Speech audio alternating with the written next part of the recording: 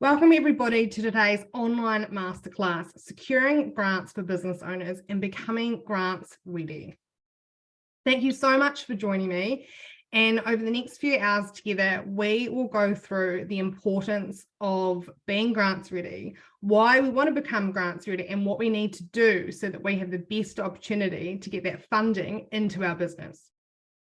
So I will start by saying that I am in Australia and most of the references are for Australian grants. However, the process and the application process is quite the same across the world. So whether you're in America or the UK, Australia or New Zealand, I know I have a bit of an international audience, the general information is valid for wherever you are. Just take note of some of the search engines that I might be referring to, or some particular grants that I might be referring to are Australian based. So just wanted to say that at the outset.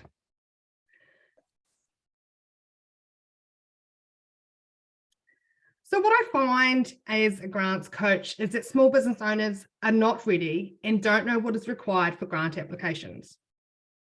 And grant applications normally have a really short period where we can apply. They'll put it out today and it will close in 4 to 6 weeks' time. And as small business owners, we're already too busy. And so we already know that resources and time are already scarce and limited. And so we can't possibly add anything more onto our plate. And so grants just sometimes fall by the wayside. So that's why we're here today, to become grants ready.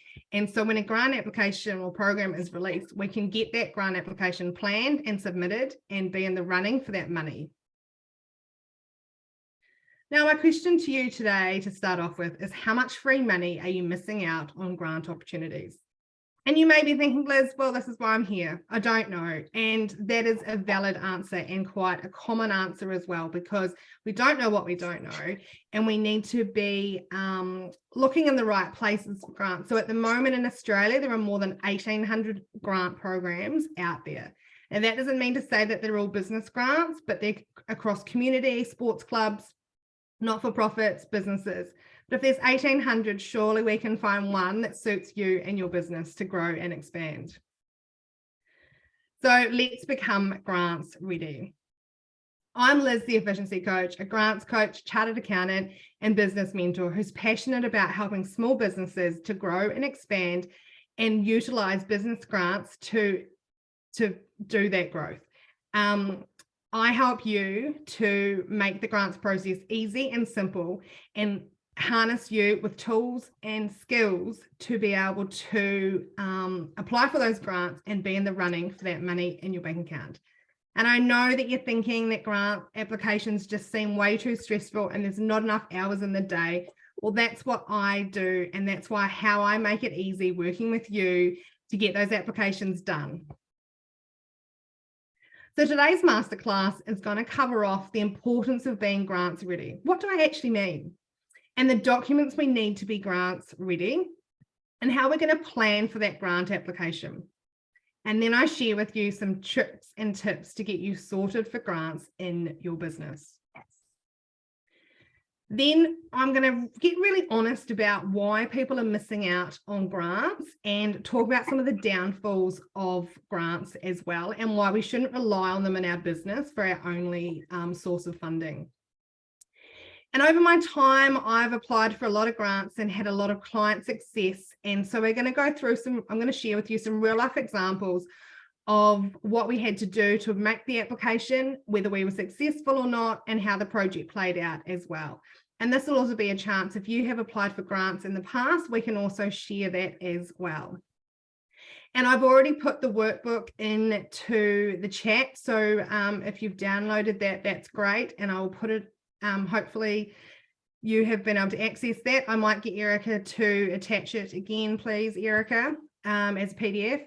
And there will also be the recording, the workbook, and a couple of bonus checklists that I'm going to finalize that will be sent out to you early next week when the recording's all polished, and you'll be able to have all those resources at your fingertips to become grants ready and stay grants ready.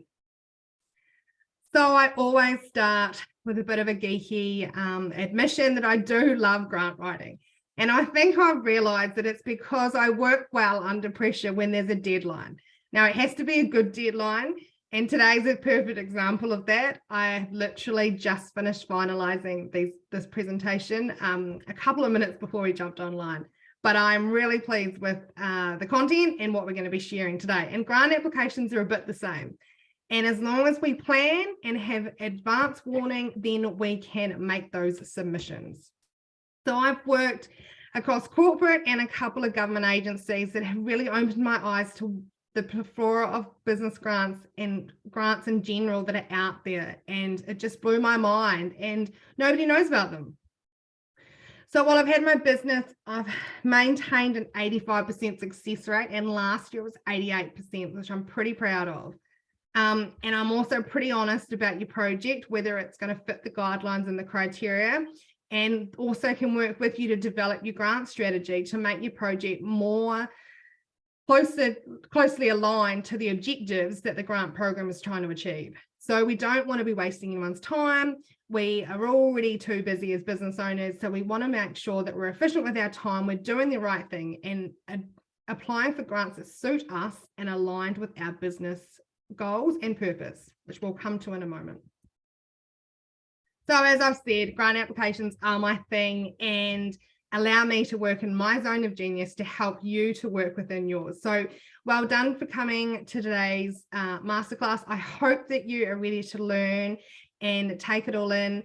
I do want it to be interactive. I do want people to share their experiences and ask questions, and we will make a start. So this is my favorite quote when it comes to grants. Nothing is more expensive than a missed opportunity. And we don't know what we don't know. And my goal is, if there's a grant out there that your business is eligible for, then we damn well should be applying for it. So that is my aim and challenge to you today, that once we're grants ready, we will know what we need to be doing to be ready for when those grant programs are released. And today I'm going to show you how you can utilize business grants to grow and expand your business as an extra funding source. Everyone's always talking about diversifying income and having income and money coming in from different sources, but what does that really mean? And that's what we will be talking about today in relation to business grants.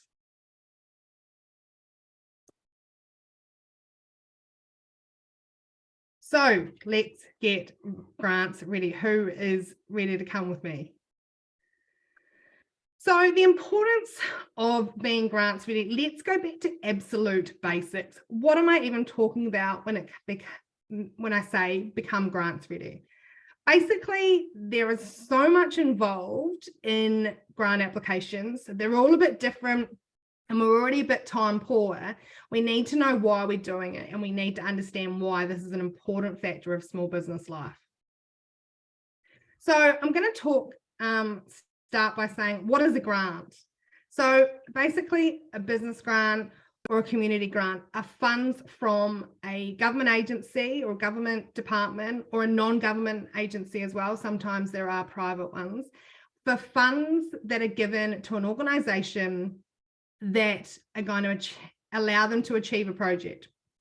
So basically what it means is that grant funder, whether it be the government or a philanthropic group or another entity, they're basically outsourcing some type of project. So if we think of the typical government projects, grant program, where they are giving out money for businesses to buy equipment, to expand their business, they're basically saying, we want to inject money into the economy. We want people to grow and do stuff for us. Same with research and development, where they are outsourcing those projects to businesses because they know that they are more efficient, better at doing it, and it's an opportunity for people to grow and expand, and then also spread out the different ideas as well. It's a level of innovation, and I always say we need to make sure that our projects are, it's a competitive process, and we need to be making sure that our projects align with what they're wanting to achieve, and making sure that it's a good news story as well, because at the end of the day, the government want to be able to come and say, hey, can we do a story on that project that you finished that a piece of equipment that you installed and how it improved your efficiencies, or it allowed you to hire 5 more staff, and the flow-on effect to the local community, or the sports club got a new club rooms and how that has impacted. So it's basically funds that are being reallocated to a business or an organization that are going to achieve a certain outcome and achieve a certain impact in an efficient way. And why do we want grants? As I've already said, it's really related to diversifying your income. Now, I do want to really note here, we don't want to be relying solely on grants for any organization or business running. So they need to be seen as a bonus, but they are available. We need to be considering them and planning our strategy towards how we can maximize the grant opportunities that are there. So why do we want grants? Essentially, it is free money. Yes, we have to do something with it. We have to buy a piece of equipment, we have to hire staff, we have to do a project, but essentially we don't have to pay it back. There is a massive misconception that people think that business grants have to be paid back just like a business loan, which is just not the case. We make the application, we're successful, the funds are in our bank account, we spend them, we then write a report to send back to the government agency to say, this is what we did with the funds, this is the project, this is the outcome, here's some photos, job done, in very, very basic terms. But business grants do not have to be repaid. And of course, if our project changes or our scope changes, or we just can't do what we're wanting to do, then we can negotiate with the government. We can either get an extension, or we can stop the project, or we can reallocate those funds to somewhere else within the realm of what that grant program was doing. But if you can write in your workbooks that business grants do not have to be paid back, I think that is the number one misunderstanding that people are always asking me, because they think, oh, I don't want to apply for it, I won't be able to pay it back, or I don't want to have to worry about it and stress about it. So that is why we want grants. And we also want to be part of that ecosystem of growing and expanding. It really is a great tool and opportunity to plan out your projects and really thinking about what is it that you need funds for in your business. So as a chartered accountant, yes, I'm always quite focused on the money and the funds and how people are operating and the profit and where they're going to get those funds, but we need to be thinking about that all the time. And when it comes to grants, more often than not, we are getting money, we're getting cash in our bank account. So we need to know what we're going to spend that money on. Is it hiring another employee? Is it putting some training on? Is it buying a piece of equipment? Is it developing a program to a different cohort of people? Is it, combining a new service? Is it collaborating with other businesses? Is it offering something in your town that hasn't been there? Is it replacing the sports club rooms so that there's changing rooms and things like that? So there's lots of reasons why we want grants. And also it allows us to do more in our business as well. So if we can have more money flowing in there, we can do more, we can have more impact, we can grow. And it's also taking away some of the risk of those projects that we want to do in our business. Now, when it comes to grants in Australia, there are 3 levels of grants. We've got the local council level or shire level. We've then got your state government grants, and then we've got federal government grants as well. So being aware of that there's 3 different levels, knowing what council you are in is also really important. And I encourage you to sign up to their grants or business newsletter so that you're getting in the know about when those grant funds are released. As I said at the start, sometimes they put them out and they close within a month. And the scary thing is, and the annoying thing is, that the government agencies don't want people to know about these grants, simply for the fact that this creates more work for them. So we need to be subscribing to those emails. We need to know who our business concierge or support liaison person is at our council, so that when a grant program comes out, they might directly contact you, but at least if it's in your emails. And in Australia, there's also the grant directories, such as the Grants Hub, Grants Guru, Grants Ready, and some free ones like Business Victoria or Business Australia that you can create your grant alerts. Some are free and some are paid subscriptions, but knowing also where to search for grants is also really important, and we'll touch on that a little bit later as well. So I was just doing some quick research this morning, and we're searching for grants every day, and my main directory that we're using is the Grants Hub in Australia. And at the moment, there's 1,800 grants available in Australia. Now, that is across business, not-for-profit, community groups, sports clubs, basically everything. It's also government and private grants and funds as well. But 1,800, that is huge. And only a few months ago, it was about 1,400. So I think there are, I believe, and it feels like that there are a lot more grants coming out, because it is a good way for businesses and government to redistribute funds in a fair and competitive way. So we need to be part of that process to get those funds into our bank account. As I've just said, it is a competitive process. So when we're applying for grants, we don't know who else is applying. We don't often know how much funds is even available. So if there's a $50,000 grant, is there going to be 20 grants given out? Is there going to be 100? Have they only got 100,000, so only 2 projects to be given out? Are they going to give preference to the people that have got $20,000 projects rather than the full 50? And we've also got to be checking whether those grants are needing matching funding as well. So what that means is, if it's a $50,000 grant, but they might specify that you have to have a project of at least 100,000, and they'll only support and fund 50% of that project. So why do we want grants? It reduces that risk. We can try something that we wouldn't normally necessarily try with our own money. It might be a project that we just can't get bank funding for, bank loans, because it's just deemed way too risky, but we know, we've done our market research, we think it's going to be a great project. And same with hiring staff, and we saw that through COVID. There were lots of grants related to helping people be subsidized to hire people, to take the chance to grow their business, because we need to invest in our business to help it grow. So grants are one of those projects. So Dolores, I am in Australia, as I said at the very start. The general information and the next slides all onwards are general grant application guidance. It's just these couple of things where I do specifically talk about Australia, but the majority of the masterclass is for general grant applications anywhere in the world. So you should be absolutely fine, apart from a couple of wee Australia specific things. So hopefully that helps. So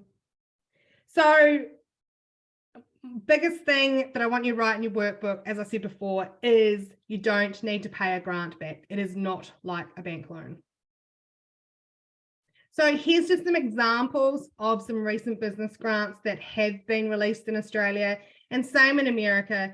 There are grants for some really random stuff. Events have been a big thing, especially after COVID, getting people back out of the house, people wanting to promote and run events, but the whole cancel culture, and just the risk that comes with that as well. City of Ballarat have had some supporting their community groups.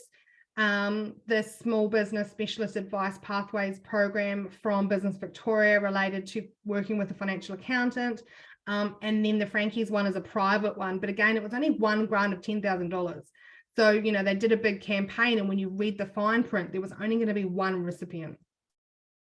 And then we've got some job packages. That one there in New South Wales, the $1,000 Safe Work Small Business Rebate. You have to watch your 12-minute webinar on health and safety, and then purchase some health and safety equipment and be able to apply for the rebate. Some wage subsidies. The Ready for Growth program in Victoria here wants to support 1,000 high growth businesses to either export, create new jobs, and create new markets. And they're going to work with you to develop your business plan, develop your goals, and connect you with people that can help you make that happen. And I think also out of COVID, the Small Business Ventilation program, if you bought a air purifier, to the value of at least $500, you could apply for the rebate there as well. So that's just some examples. There's ones for equipment, there's ones for business plans, there's grants for developing marketing plans, there's ones for community groups and not-for-profits as well. So I really just want you to understand that there are grants for a whole lot of stuff. Doesn't mean they're all out there at the same time, but over time there are grants for a lot of different stuff. So now we're going to move on to the real crux of what I mean by being grants ready. And this is really so that when a grant program is released and they only give us 4 to 6 weeks to do it on top of everything else in our business, we can have the majority of it ready to go and we can just tweak it and focus on the grant application rather than having to write a full business plan as well as the grant application, as well as the project plan, and then try and get it all done by the submission date. So with grants, they are all getting pretty savvy at the moment where they're all using portals and we have to attach documents. And if we can't attach a document, then we can't submit it. So they're getting pretty smart about how we can do it. Very seldom are they accepting applications through email and also making sure that we are applying during business hours so that if we have any troubles or with our computer, there'll at least be someone there to help, hopefully. And we just need to make sure that we are ready to go. So what's becoming really apparent when it comes to grant applications, trying to find the programs, trying to work out what your projects are, trying to work out what the best ways are to grow your business, it all comes down to your strategy. So thinking about, where can I invest funds, or what project can I do that's going to grow my business? Is that going to double my revenue? Is it going to double my revenue in that particular sector or that particular area? But what I'm finding lately is a lot of people are coming to me saying, Liz, I need to know about grants. Are there any for me? And it's not a simple answer like that at all. It's my first question is, what's your growth strategy? And quite often they then say, oh, I don't know, I just want free money, or I don't have a growth strategy, or I don't know. And later on during this, we will go through and do an exercise as if there was a grant, and we can do some brainstorming together. So thinking about your growth and expansion plan is really, really important. So we need to have an overall strategy for the business and the operations, and then we need to specifically think about, how do we want to grow? What do we want to expand? And it might be that we want to become more efficient with what we've got, or it might be that we want to have 10 branches across Australia and New Zealand. It might be that we want to double our workforce, that we want to branch into new locations. So what is it that your growth and expansion plan is trying to achieve? What are you happy with? And then that will also get you thinking about, well, what do I need in terms of resources to actually achieve that growth?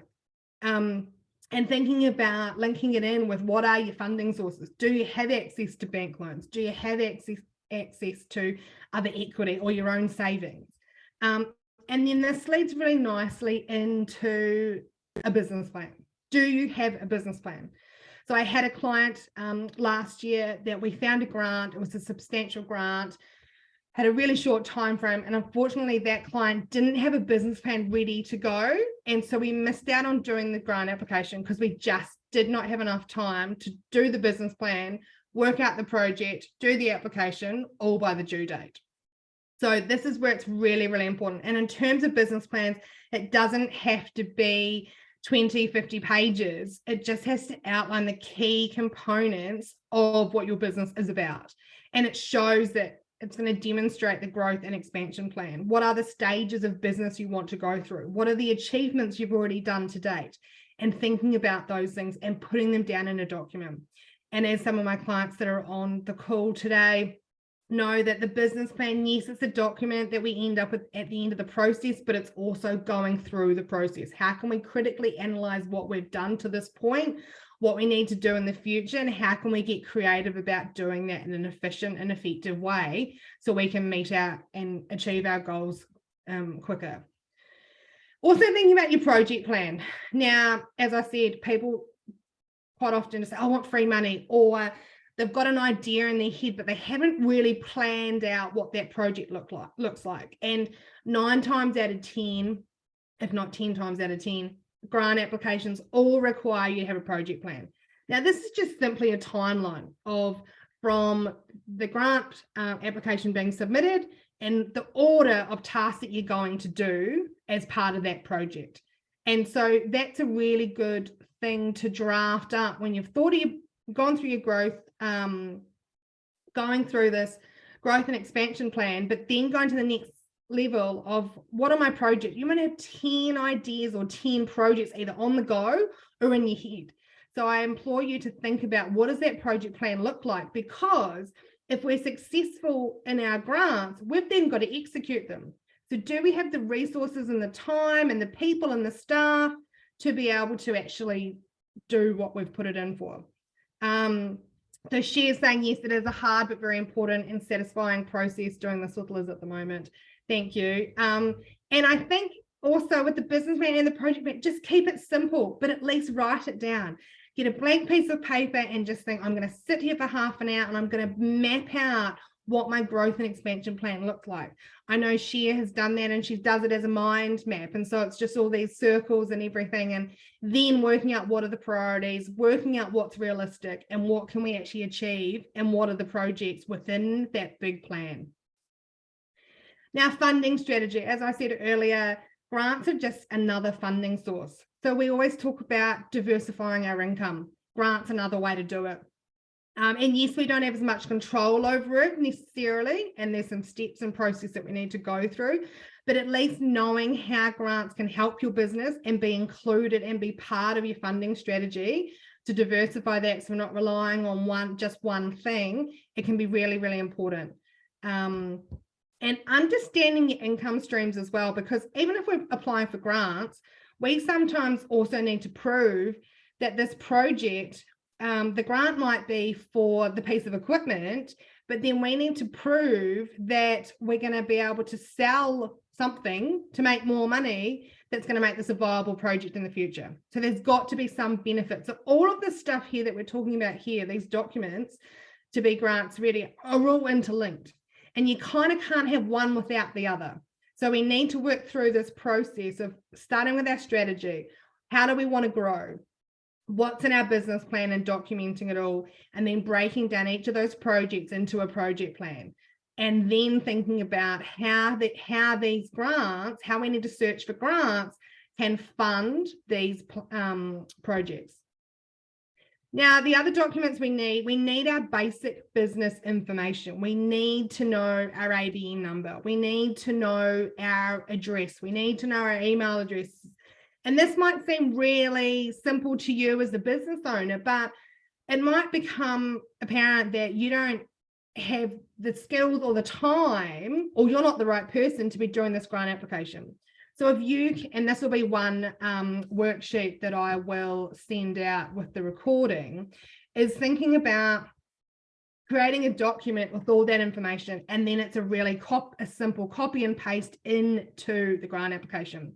So I'm working with some clients at the moment where I'm doing multiple grant applications with them. I think I'm up to 4 in the last 3 weeks, and I probably wrote 20% of the 4th application, and the rest was copying and pasting from all the other applications.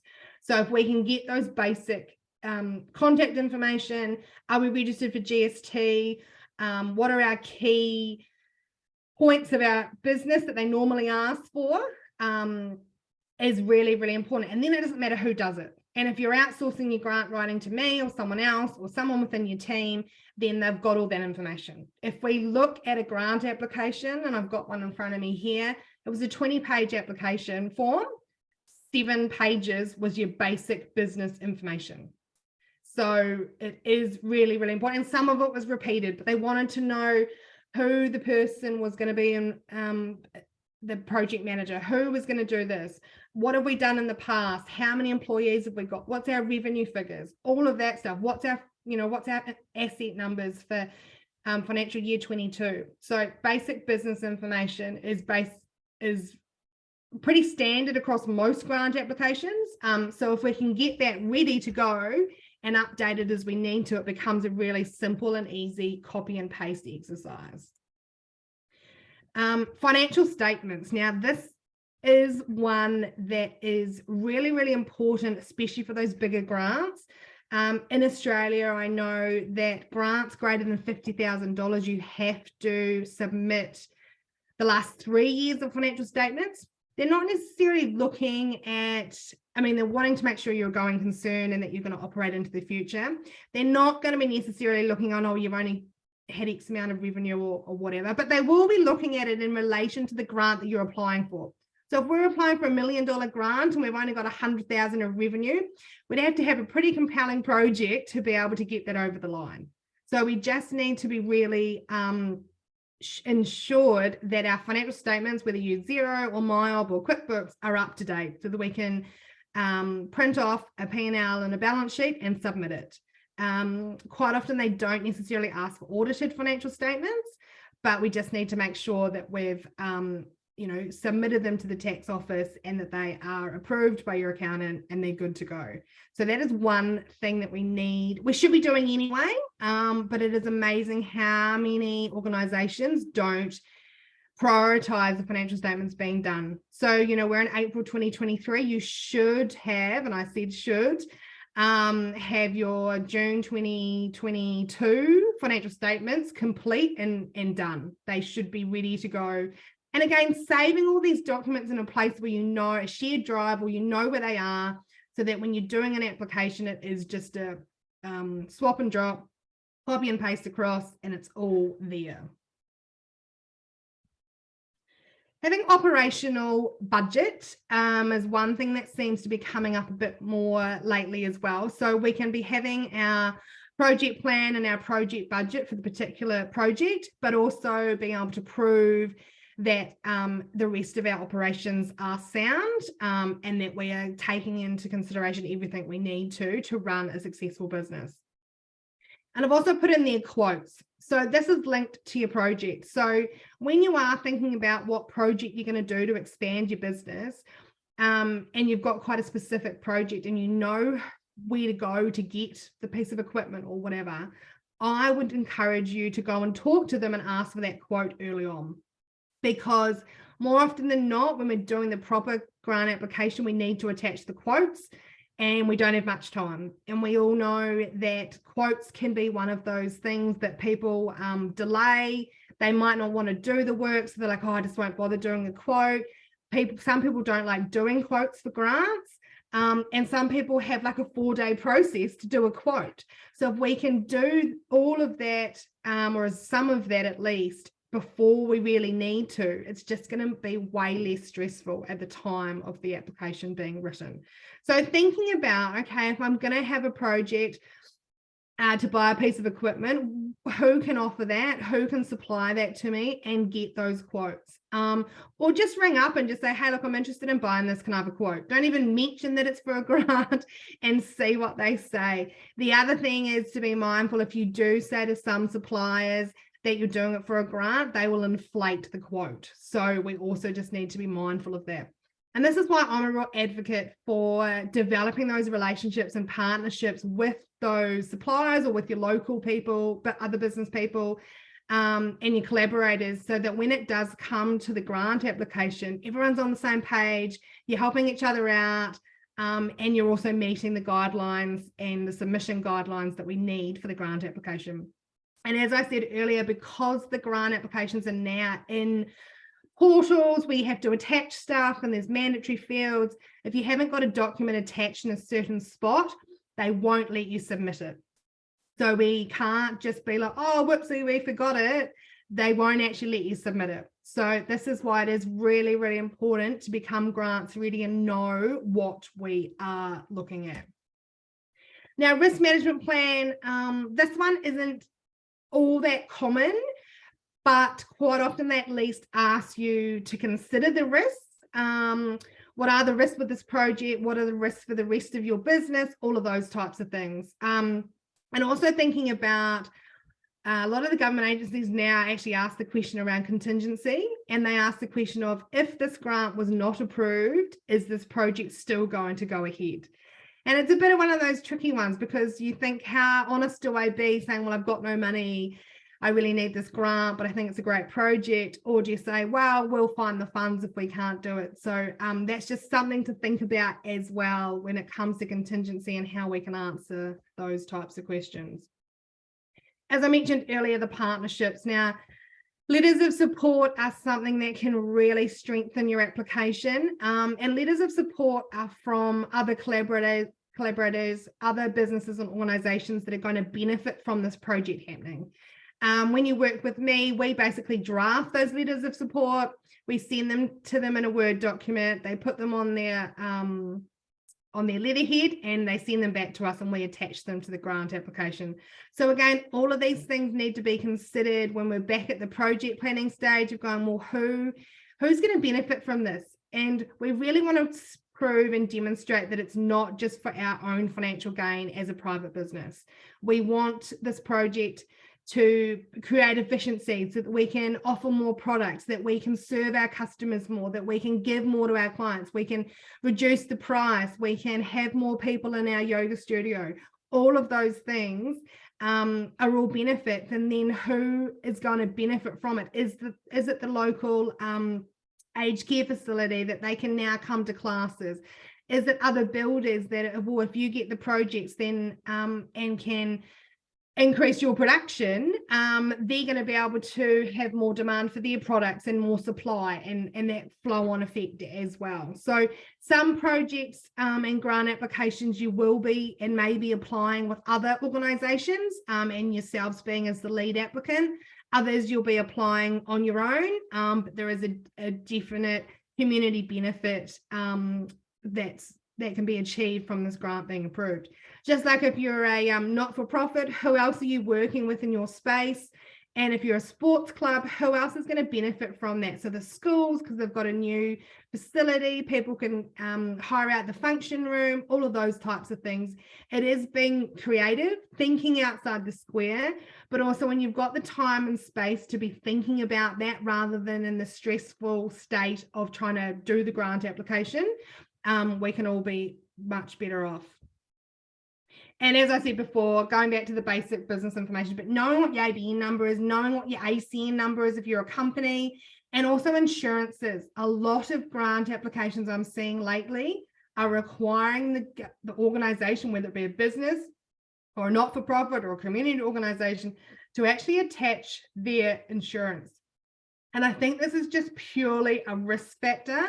And it's also making sure that people are serious about making the applications and that they are a proper organization. Because if we don't have insurance, it's always a big cost, no matter what business you're in. It legitimizes the organization and the application. So again, having those documents in a folder on your computer, on your network, that they're the documents, and then making sure someone's responsible for updating them when they need to be updated. So we're not attaching old insurance that has expired. And again, for the ABN number, just go into the ABN lookup, press PDF, and just save that somewhere, and we can easily attach it. That's all they need. It's again just verification that your business exists, and also that you're registered for GST. And I don't want to touch GST too much here, but making sure that you follow the GST rules or the value-added tax rules, whichever country you're in, because nowadays government are requiring you to be registered for that. So yes, there are thresholds, and here in Australia it's $75,000 for a private business or $150,000 for not-for-profit. But time and time again, I see people not registered for GST, and it does sometimes mean they miss out on grants. So have a chat to your accountant. I'm more than happy to have a chat with you as well around the GST issue, because there are so many more benefits, and applying for grants is definitely one of them. So as you can see, this isn't an exhaustive list. Please don't take this as verbatim, but you can see the types of things that are required in grant applications. And so if we can be ready for as many of these as possible, and then I'm always about just tweaking it rather than creating it at the time of writing the application, it'll just make it way better for all of us. So does anyone have any questions on that list of documents that I've gone through just now? And I know some of them are a little bit harder to get. Some of them we probably got anyway. We just need to find them and save them somewhere. And make sure you save the file names with your business name and a really good explanation of what is in it. I get sent documents from clients all the time, and it's like the download or the scan file name, and it drives me nuts. So I have to go through and save them all so that they can be, I know where I'm attaching them, but also when someone is assessing the grant application, it's really clear, especially for attaching multiple supporting documents, what it is. When it comes to grant applications, some specify exactly what we have to attach as supporting documents, and others specify that they don't want anything extra. And then some will specify that you can attach up to 5 different attachments of your choice to this application to support it. So thinking about, so I've had applications where we've put in for accommodation, for travel centres, tourism type things, and we've put in a mood board. We've put in a presentation that we've presented to another community group. We've put in evidence of our past achievements in the media. So things like that, thinking about your awards that you might have got from your business. I know some of you are award-winning entrepreneurs. So having that support in there to think of it as a job application. What else can we include that's going to put us to the top of the pile and make us stand out from the rest of the crowd? Because unfortunately, grant applications are really, really competitive, and we need to shine. We need to put our best foot forward. So thinking about those other things that we can include, and think about making it pretty, because the form will be just words and typed up, but if we can create some prettiness and be creative about it, put your branding there, show that you've invested in your branding, you've invested in your whole business, and that the government or the funding program want to partner with you because you are seen as a business leader or a community organization or a not-for-profit doing great things. So have a think about all of those things and how we can be including those into our application. So if anyone does have any questions, please just do pop them into the chat. But as you can see, I don't want this list to overwhelm you. Some of these things won't be relevant for your business, but I do want you to at least think about, what does that mean for my business? What does my strategy look like? What does my growth look like? Do I have a business plan? And as I said, a business plan can be 2 or 3 pages, or it can be 40 pages. There are plenty of templates out there that you can use and fill out. But again, it's in the critical thinking and critically analyzing what you've done, where you want to go, and what are the options to get there. And lately, I've been doing more and more brainstorming of strategy, because that is the starting point. I had an organization yesterday, a charity, who are a little bit unclear about their purpose, because it's not, they know what they do practically, but their purpose is not resonating with their ideal clientele to be able to support their charity. So again, we need to go back to that strategy. We need to tweak it, and we need to work out, does it fit and in alignment with what we're trying to achieve.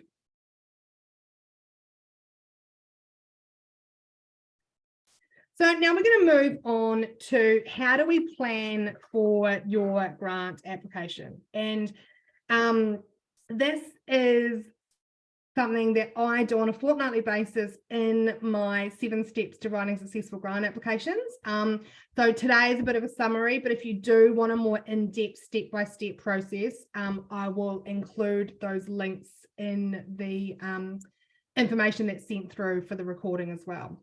So when it comes to planning for your grant application, and actually you can say all of this is planning, because we're all trying to do it up front at the beginning, but it's all about knowing your business. The more you know about your business, the better outcomes and the easier this whole process will be. So as a grant writer, yes, I can help you, I can write it for you, but I still need to extract that information about your business from you, because you know the most about your business, and then we can tweak and update and write the right words to be successful. So now we're just going to take a little bit of time, and if you're not sure about this, just use this as a bit of a brainstorming moment. This is in your book, to clarify your business vision and what are you actually about. If you meet someone down the street or another business owner or a friend and they say, what is your business doing? What are you aiming to do? Can you succinctly say to them, this is the vision of my business? And a lot of businesses can't. So if you can't, that's okay. But we do need to be thinking about what is it that you stand for? What are you trying to achieve? Who's your target audience? And what is linking all those together to drive your vision? What is it that at the end of this year, 5 years, whenever it might be, what are we overall? Why are we in business? That's another way to think about it. Why are we in business? Why does my business exist? And if you want to share in the chat, if you do have a vision or even just a couple of words, a link to your vision, I'd love to hear them. I did a strategy day for a not-for-profit in Ballarat in Victoria a couple of weeks ago. And I said to each of them, there were 4 people in the room, the board members, I said, what's your vision? And they all gave me different answers. So in that session, we developed their vision, their mission statement, and what they're all about, and basically turned it into their elevator pitch so that they can succinctly, consistently broadcast their message to the people that are interested, the people that ask questions, and just get that alignment. Because the clearer you are on your vision, the easier it will be to develop your growth plans, and the easier it will be to apply for grants as well. Because we really want grants to be in alignment with what we're already doing. We don't want to be scattered. We don't want to be just trying to grab money here, there, and everywhere, and then get to the end of a few years and go, oh, the grant money's run out and we haven't really grown our business because we've been relying on it too much. So that's why it's important to understand your vision, and also think about, you'll have some income generating activities where people are paying per service or paying for what they need, and then that's being supplemented by the grants as well. So Dolores says she wants to educate family caregivers on how to eliminate or reduce burnout and overwhelm while caring for their loved one and provide support services. Absolutely. And don't get tied up whether it's your mission or your vision. It's the words that you're portraying and your messaging to your audience, that they understand clearly what you're doing. But it's also creating a reference point to go, well, everything that I do in my business from now on, is it aligned to my vision? Is it going to help me achieve my vision? And if it's outside of that, you've really got to think, well, why am I doing it? We want to be efficient. We've got limited time and resources. And so grants are no different in that respect as well. So if anyone wants to share their vision in the chat, please go ahead. And again, this is linked to developing your purpose. So this really is about, why are we in business? Who for? And yes, you can say I'm in business because I want to make money. That's totally fine. But we want a greater purpose. The best, most successful businesses are the ones that have a greater purpose than ourselves. So who is it that we're trying to impact? What are we trying to achieve? And what are we trying to make better? And working out your business goals. Now, this could be a revenue goal. This could be a staff goal. This could be a number of locations goal. This could be writing your supporting documentation and having your processes all written out. I've got a client that has hired their first admin person in their business. And so now we have to work out, what are those main processes that we need to at least capture minimally to be able to get them to start and hit the ground running. So thinking about your goals, and they can be personal to you. There's no set guidelines on what your business goals should be, but at least knowing what your goals are. And also sharing them with your team. Sharing all of this with your team. A shared vision, a shared purpose. Are they on board with you? Because the whole thing about grant applications and grants is, for me, is about the awareness. The more people that know about it, the more people that are talking about it, the more people that get on board with it. And yes, you might say, well, that's just creating a big competitive process, but these people are everywhere. I work Australian-wide, and I'm going to be moving into working in America as well, where it doesn't matter. It's about helping the clients to get the grants that they're eligible for and putting our best foot forward. And as I always say, we need to be in the running to have a chance. If we don't make an application, it's a definite no. And another thing I just wanted to put in here is your values. And the reason why I do put this in here is because if there's a grant that's not quite aligned with your strategy, but the overall objective might align with your values or it might not, again, it creates a reference point for your operations of your business, and also creates a point of difference. Because if you can refer back to your values saying, well, this is a really important value of ours. For example, I've got some not-for-profits that are in the recycling space. So their values are all around sustainability, environmentally friendly, and creating a new generation and all those sorts of things. And they can refer back directly to their values when they're writing their grant application. So again, we're trying to create some resources here. We're trying to create some references that make it really easy, that it's just our everyday language of our business. We're not trying to extract it and go, oh, I have no idea. I want to be able to say to my client, what is your vision? What is your purpose? And yes, just like a job application, we might tweak them slightly for the particular project that we're applying for, but generally they're going to be the same and they're going to be in alignment. And again, when it comes to the grant programs, being able to say, yes, applying for this grant aligns with my values, makes it more genuine and more authentic, and it will be a much easier process in the long run. And in your workbook as well, there's a little space there to be able to explain your business and what it does in 50 words. Now, why have I said 50 words? Nowadays, most, if not all, grant applications all have word limits. I'm working with a organisation or consortium at the moment where there are 4 questions. It's a 10-year project, and each question is only allowed 1,300 words. So, you know, that is a real struggle in itself to be able to articulate a certain project for that amount of time. And what it's meant is the supporting documents have become really, really important so that we can make sure they don't have a word limit. So we can put as much information in there as we can that's relevant, because our word limits are really, really little. So, and also now in the grant application portals, if you copy and paste your application words into the portal and we've got 55 words, it will chop it off at 50. So it'll chop it off mid-sentence.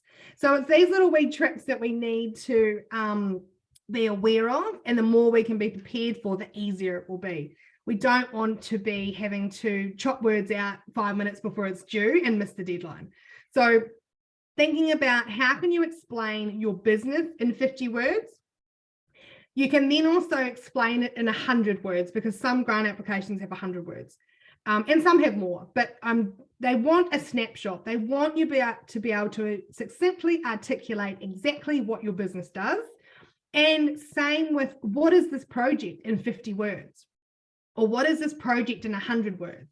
What are the key components? And what I love about doing grant applications with clients is that I don't know anything about your business or your project. So we have to, by force of nature, go back to basics. And I will ask stupid questions because I don't know your business. I might know absolutely nothing about your industry, or I might know like what it is and that's it.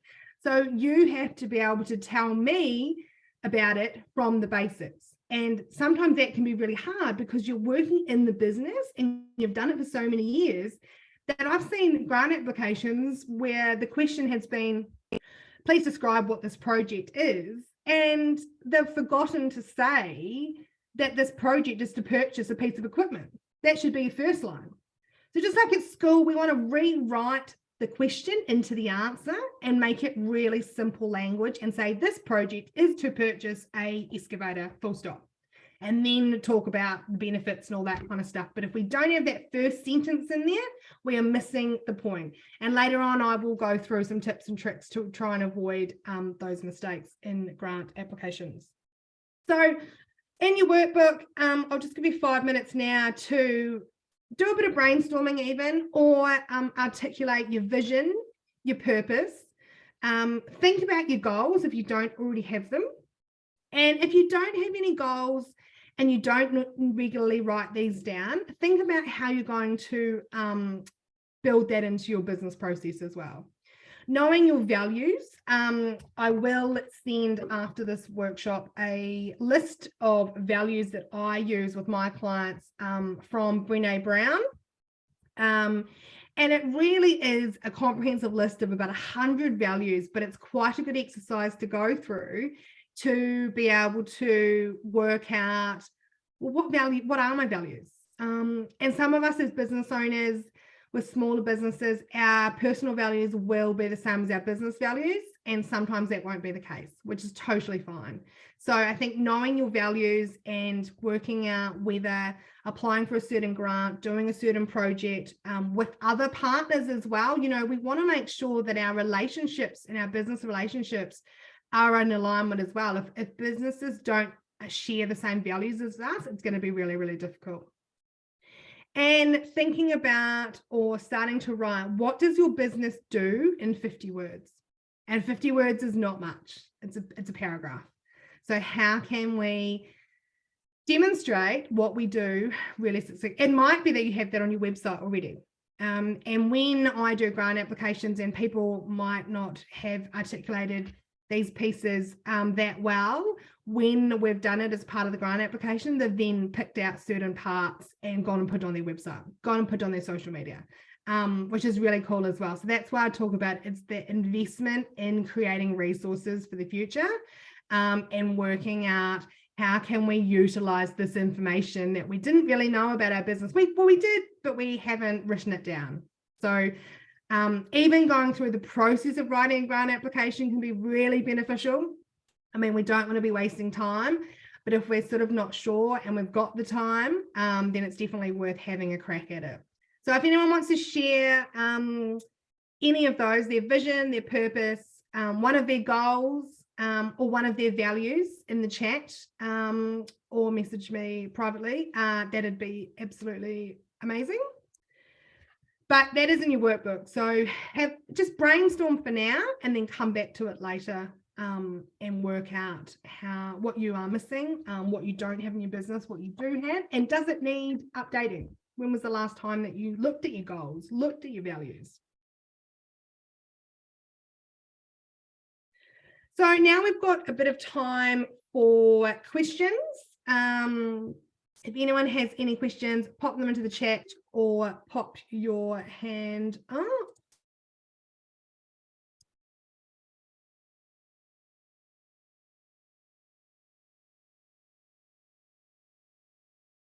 Awesome. Thanks, Michelle. If nobody has any questions,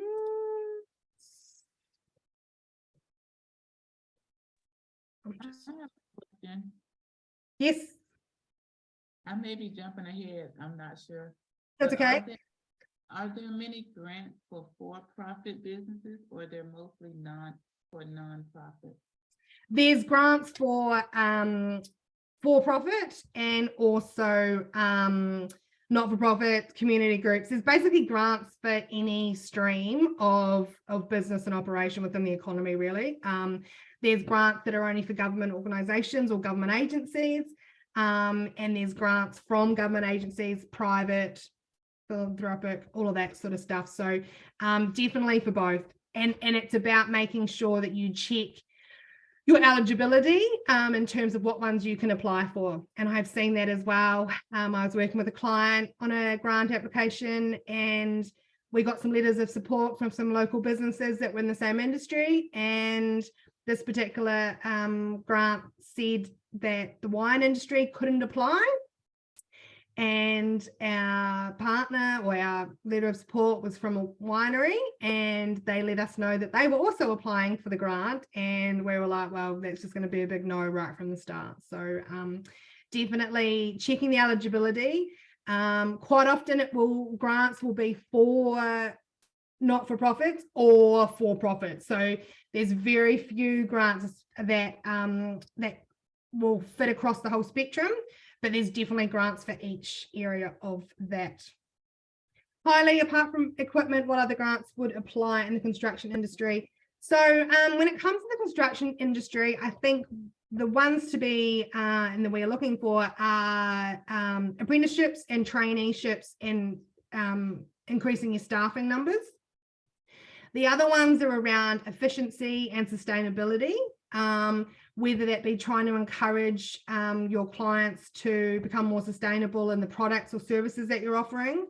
And the other thing to be really thinking about is the innovation. Is there something that you can create within the industry that you're and your business that you're working in that can benefit other people? And also thinking about how can we, be thinking about building that capability, building efficiencies, and promoting and being part of your local community as well. So that's why I always encourage people to be aware that there are local grants at your council level, at state level, and then federal level as well.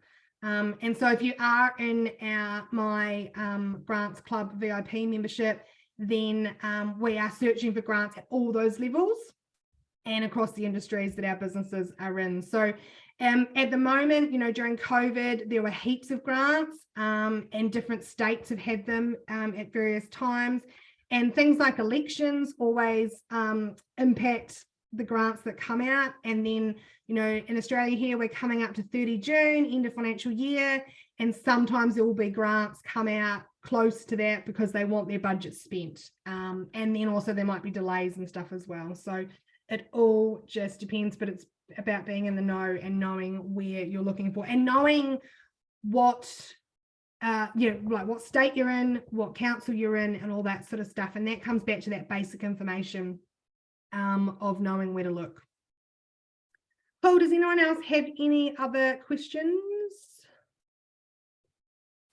Cool. We will make a move on to the next thing.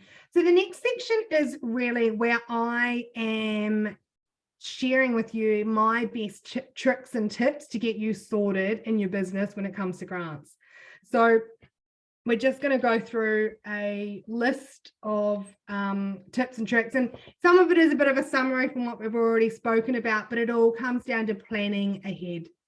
What can we do today to make it easier later on when we're in a time pressure, when we're trying to get a grant written in 4 weeks and try and run our business, and it's due Christmas Eve and school holidays and all that sort of stuff. So we need to be planning ahead. But when a grant program comes out, we need to work out pretty quickly whether we're going to make an application or not. We need to be checking our eligibility. So when I'm talking about eligibility, there'll be eligibility criteria related to your business and you as the applicant, and then also eligibility around your project. So there'll be, there might be restrictions on the size of the business who can apply. So I know Queensland government, they had some grants that were for the micro, smaller businesses.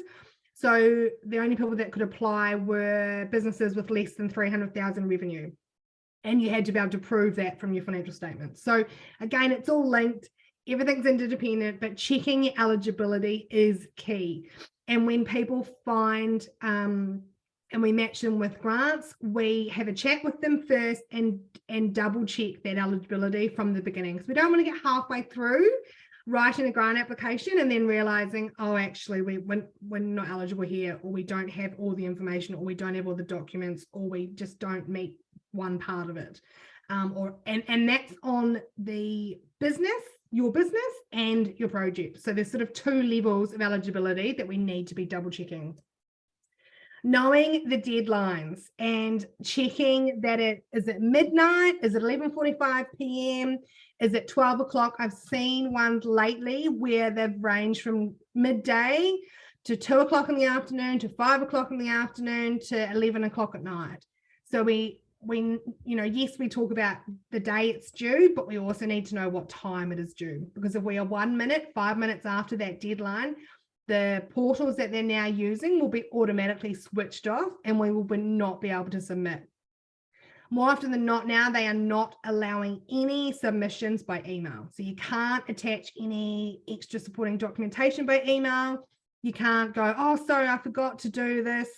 Well, maybe we could contact them in that case if we did make a boo-boo. But this is also why we want to be planning ahead to submit our application a couple of days before it's due.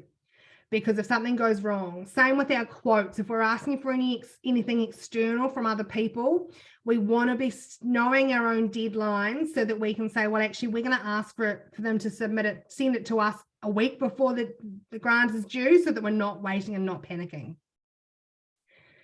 Reading the guidelines. Now, this is different to the eligibility. This is around the application form, what needs to be included, what questions need to be answered, who else needs to be involved. Do we need an auspice? Do we need, I've seen some lately where we need to actually have a consortium. We need to have more than us. We can be the lead applicant, but we need to prove that we're working with other people, and then we need confirmation letters and things like that. So reading the guidelines, working out what is required from the application form, and also what is required for the supporting documentation is really, really important. And then also working out how are we going to get all of that stuff ready within the time frame. So planning it out, and then I talk about turning the grant application process into a project itself. So we've got 4 weeks. First week, we need to be gathering information, talking to people. The second week, we need to be making sure we're getting a letter of support, planning out our project plan or tweaking it, making sure we've updated our business plan, all of those sorts of things, and making sure that we have enough time to get everything done. We need to be strategic. And as I've said, grants, yes, they're free money, but if they don't align with your values, then we need to be making sure that we understand the reason why we are applying for these grants. And people apply for grants for different reasons, but we need to make sure that we're not just, grabbing money or applying for money here, there, and everywhere with no real structure, no real plan. And then, as I said before, we end up with projects that are taking us away from our core business, from our core growth phase or growth plan. So we still need to be strategic about who we are approaching for grants and what we're applying for. Also, just think about your staff. Who's actually going to do the application? Or are you going to pay a grant writer to do it? That's fine, but we need to be strategic because there's still effort involved in this. But once you do one grant application, trust me, they get easier. Also being realistic. Now, this is probably in relation to your growth plan and also in relation to your projects and your project plan. So just because a grant can be up to a maximum of, say, 100,000, you're like, well, actually, I only need 30. Don't just apply for the 30. Make your project work for your business, make it achievable, and make it realistic to be in line with what you're trying to achieve in the rest of your business. And get help when it comes to grant writing. So working with someone that has already written grants, but also working with someone that's been successful in writing grants. I've had a few people inquire in the last little while where their business partners have not wanted them to invest in a grant writer because they're like, oh no, we can do it, but they haven't been successful in getting the grants. So making that decision, it doesn't have to be me, but definitely working with someone that has experience, knows what they're doing, and has had the success, have got grants for businesses.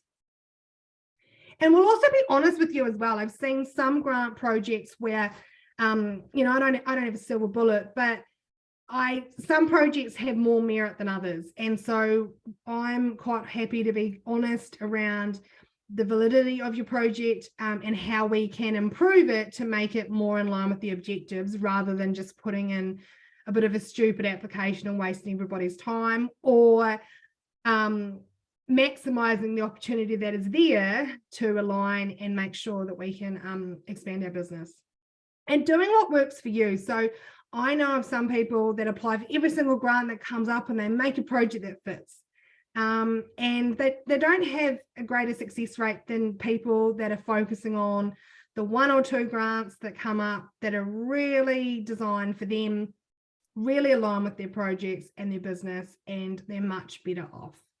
I think we need to think about why we're in business, how we want to operate in business, how we want to be seen, who we want to be seen, working with and partnered with, and coming back to being authentic, being strategic, and being genuine in what we are doing. And trust me, it is way easier to write a grant application when there's passion and drive and aligns with your values and your growth plan than trying to answer the questions and go, oh, I don't know how that's going to work, and having a bit of a non-response. So I am going to just touch on now the topic around business grants that isn't talked about. And it's just something to be aware of, because it's not all fresh daisies. It can be a really stressful time. It can be a really hard slog. It can be really demoralizing when you put all this time and effort into doing the application and getting rejected and not being successful, and being approved. But also, when there's an awareness of something, we can do our best to avoid some of these downfalls and pitfalls. So as I've already said, don't rely on grants as your only source of funding. Treat them as a bonus, and really think about what projects would you do in your business whether you had funds or not. And also that will come back to your passion. And, you know, I've worked with businesses where we've planned out projects, and we've gone as far as creating or forecasting the cash flow. And some of these particular projects have forecasted that they will double their revenue in that particular sector. And then they've gone out and got a business loan because they're like, oh my God, I need to do this project now. I can't wait for a grant to come out. So that's also what it's about. If we can be ready and be strategic and be doing this planning, there's other ways that we can be thinking about where is the money going to come from. We don't know, I don't know, you don't know, and even the government workers don't know when the grant programs are actually going to be released. And just because they came out last year at a certain time doesn't mean that they're even going to be repeated, and doesn't mean that they will come out at the same time this year. At one of my previous workplaces, there were a series of grant programs after I left, and the amount of people that were like, oh, I'm waiting for that grant to come out again, and it's never come out, and that was about 2 years ago. So we don't want to be waiting. We want to be able to guide and lead our business as best we can, and really be treating them as a bonus. And when we are eligible and they come out, we need to be ready, hit the ground running to apply. The short application windows. Now, this absolutely gets me every time, because if a grant is released and we've missed it by, a week or so, we can be down to 3 weeks to make the application to meet the deadline. And the other thing is, though, I've also seen grant programs be extended, and they don't often tell you that they've been extended until you go and log in to submit your application, and all of a sudden the date's changed. So making sure that you're really clear about those guidelines, documenting all that and saving it in a safe place, just to make sure you're not going crazy. A couple of weeks ago actually rang the organization and said, is this right? Am I going a bit crazy? Because the date had been moved out 2 weeks. And she said, yeah, that's right. But they don't necessarily let you know, because we hadn't actually started our application in the portal. They can be time consuming and stressful if you don't know what you're doing and you're also trying to run your business and do everything else as well. So be mindful of that and think to yourself, is this amount of effort really going to benefit my business later on? And also think about how you're going to feel if you're not successful as well. So if you are putting other stuff on the back burner and ignoring other things in your business that could be income generating or that are really, really important, we need to balance those needs and making sure that we are clear with our decision. Now, there can be delays in the assessment. So unfortunately, this is just a factor of grants and government and bureaucracy. I've got a grant or 2 grants with clients that we submitted last May. So it's coming up nearly 12 months. And they were supposed to be assessed within 3 months. And now they're sending out emails saying, hey, look, we haven't actually started doing the assessments. Please let us know if you don't want to be considered. The problem with that is those projects were all over $100,000 because that was the minimum for that grant program. But all of those projects, as stipulated by the grant program, it can't start and can't be retrospectively funded. So all of those projects are in limbo because those clients are waiting for the outcome of that grant. So that the delays can be really stressful. I've got another client that he was told middle of March that by end of March he would have an outcome, and now we're in April and he still hasn't heard. So unfortunately, the people that are administering these grant programs don't really know what it's like to work in community groups and businesses and how stressful it can be. And unfortunately, due to the bureaucracy and the red tape, it is just a matter of waiting. So that can be a little frustrating.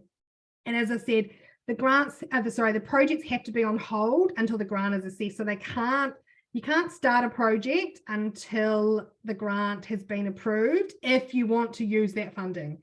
If you don't want to, if you decide, oh, actually, I don't need the grant, or I don't want the grant anymore, it's more important that I start this project. If you are successful down the line, you can reject the grant money and not sign the agreement. So just something to think about there. As I said, we can't apply for retrospective expenses. This is when you're applying for a grant or whether you're waiting for a grant to be approved. It all has to be future expenditure. And that's why the quotes and that planning is also really important as well.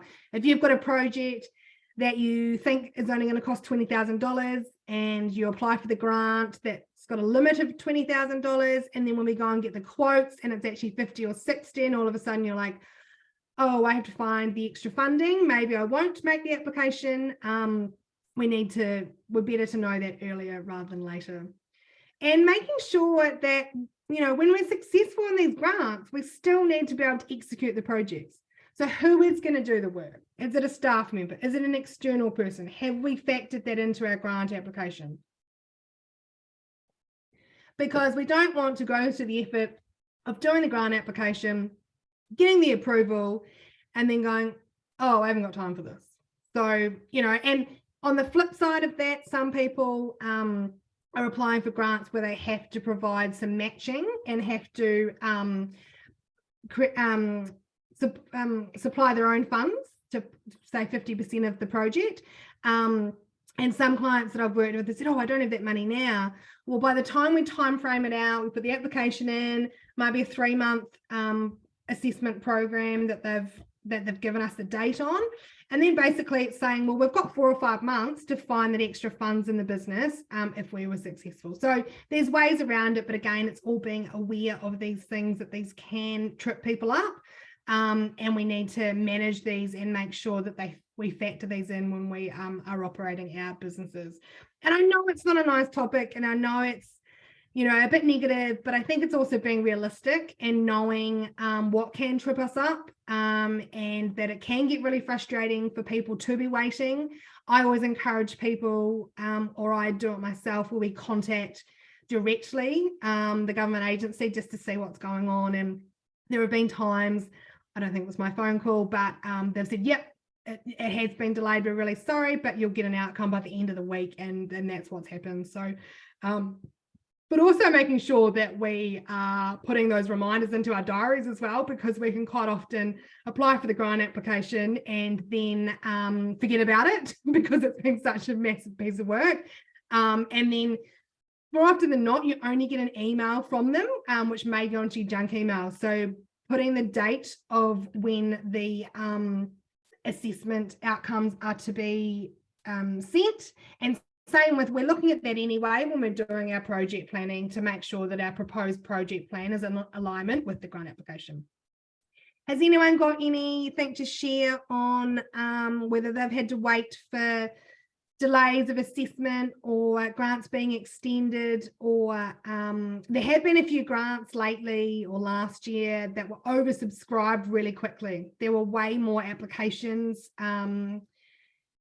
really early on, the financial one in Victoria and also a federal one for energy efficiency closed early. So you do need to be applying as soon as you can, and also keeping an eye on them as well. And I always encourage people to actually be creating your application in the portal, so creating your login and everything as early as possible, because at least that is one way that they know that there's an application coming and that they can contact you because you're in the system. So it's just keeping up to date and being across that stuff as well. So when it comes to grants, as I've always said, we need and we want to apply for everything we possibly can, and we miss every shot we don't take. So if we're not in the running, we definitely can't get any funds, and we just need to measure whether that benefit is great for us, and whether this is going to work for us. The other thing to think about is how we plan those out, and making sure that we are in alignment with what we are doing in the rest of our business. So you miss every shot you don't take, and that is my philosophy. We need to be in the running. We want that share of those funds in our bank accounts. So I am just going to, I've had a few people ask how we can work together when it comes to grant applications. I know some of you online and who will be watching the recording are already working with me. And as I said at the start, I really do love writing grant applications. To me, it is really a strategic, strategy-focused way of learning about businesses. And it just has that defined outcome of we're going to apply for these grants. And I've really streamlined my business in the last 6 to 12 months and really focused on grants. And really there's 3 ways that you can work with me that I'll just briefly take you through now, and then we'll move on to the next section. So I've talked a lot about grant applications. So if you do find a grant application that you want to apply for, obviously time is of the essence.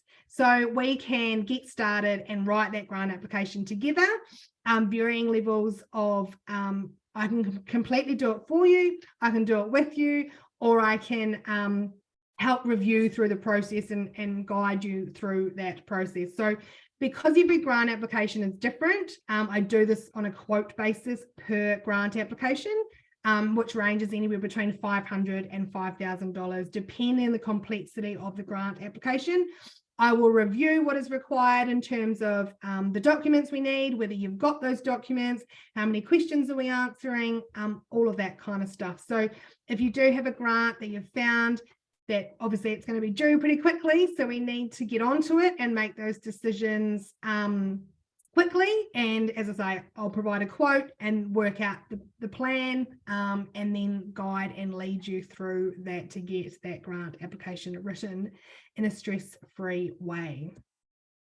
The other thing that's been really popular lately, I've had people contact about grants and they've been in varying stages of their business journey. I've had people starting out, some people established, some people just knew nothing about grants. And what we're doing is, my favorite is a 3-hour strategy session, a brainstorming session where we go through what are you doing in your business, what elements are there that we can factor in, knowing what kind of grants are out there and have been out there and how that can work for you and your business. And also last year, I created the Grants Club VIP membership, which is an initial 12-month membership where we are basically doing your grant searching and work for you. So you are outsourcing it to us. So we are doing all the hard work for you, searching for your suitable grants. We're then matching with you with those eligible grants when they come up. I'm also sharing our proven process of how to write the grant. So I do that on my fortnightly webinar, and also on a one-on-one basis with my VIP members. You get special discounts when you get your grant applications written by me, because I'll know more about your business. The more I know about your business, the easier it is for me to write your grant applications. And like we are here today, we can assist you and your business to get grant ready. We can also develop the business plans. We can work out those growth plans. We can work through those project plans as well. So it's a 12-month Grants Club membership at the beginning. This is the quarterly masterclass for this quarter. There's other signature programs coming as well. There's a private Facebook group for learning with other about grants and also asking questions. And being connected with other like-minded businesses. And to get you started, we have a personalized strategy call. I've done a few of these this week for new members where they are sharing with me how they've got to where they are in their business, what they want to be doing in the future, and how they want to grow and expand. So I just want to leave this here, give you a bit of a detail. Erica's going to put, whoops, hang on, one too many. Erica's going to put the link into the chat. All of these links will be sent to you later on as well. But the 12-month membership is $3,000. So it's the equivalent of $250 a month to outsource your grant searching that you're probably not doing anyway, or monthly payments. So if that's something that you're interested in, or you just want to talk about grants, and some people that I work with say I can talk about grants all day, we can have a chat, 20-minute chat about where grants can help your business, where you're at, what stage at grant readiness are you at, and then we can go from there. So if anyone has any questions about any of that, just please pop them in the chat, or pop yourself off mute now. We are just going to do a quick activity and then we'll go for a bit of a break and then come back. I quite enjoy this activity. It's something that I ask my clients and get them to think about how can they be strategic in terms of if there was a grant offered for $20,000 for you to grow your business, what would be your project? So I'll give you a few minutes now to think about that, brainstorm that. There's no right or wrong answer. There's no limitations on it, but I want you to be thinking about what is is already in your growth plan, or what could be in your growth plan, and how could $20,000 make a difference in your business for something. It could be a business plan. It could be, and you don't have to spend the whole $20,000. It could be buying a piece of equipment. It could be buying a vehicle. It could be subsidizing towards some more employees, having a trainee, having an apprenticeship program at your business. It could be to get some marketing. It could be to be able to create a new product, do some research and create some more innovation in what you're doing to serve your clients. So just take a couple of moments now to think about what difference would $20,000 in your business, $20,000 as a business grant that you wouldn't have to pay back, and what could you spend that on right now? It could be upgrading your warehouse, could be upgrading your office, it could be installing safe work practices, new desks, it could be a new reception area, it could be signage at your office, it could be signage on your vehicles, it could be something that's going to create more efficiencies, it's going to make your life easier. It could be a pie machine, an automatic pie machine, so you don't have to manually be making pies. You know, doesn't matter what business or industry you're in, at some point in time there's going to be grants that are applicable to your business. So thinking about, do you need a new website? Do you need mentoring? Do you need some strategy sessions? What is on your list? So have a think about that. $20,000. This is just an activity, I'll say, but it just gets you thinking about it. And you can do the same for what would $5,000, what difference could that make? What would be your priority? What would be that project, that one project for the year that is going to grow and expand your business to help you achieve your goals? So note that down on your in your workbook. And we are going to just have a 15-minute break. It's nearly lunchtime. And so grab something to eat, toilet stop, all that stuff. And we will be back here at, we'll say midday, 12 o'clock. And if you have any questions, pop them in the chat, or I will be back in a moment to answer more questions.